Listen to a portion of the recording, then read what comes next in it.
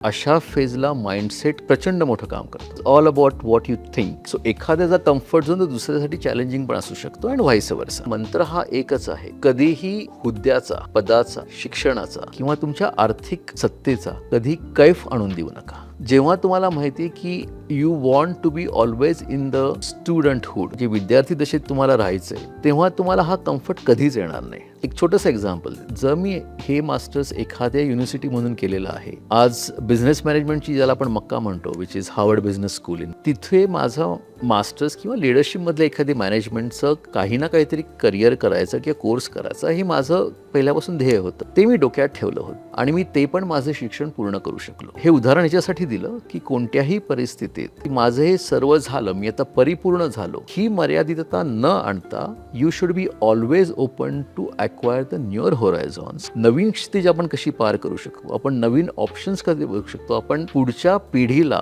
आदर्श कसा स्वतः क्रिएट करू शकतो, हे ध्येय आपल्याकडे असलं पाहिजे. बाकीच्या गोष्टी are just the by product.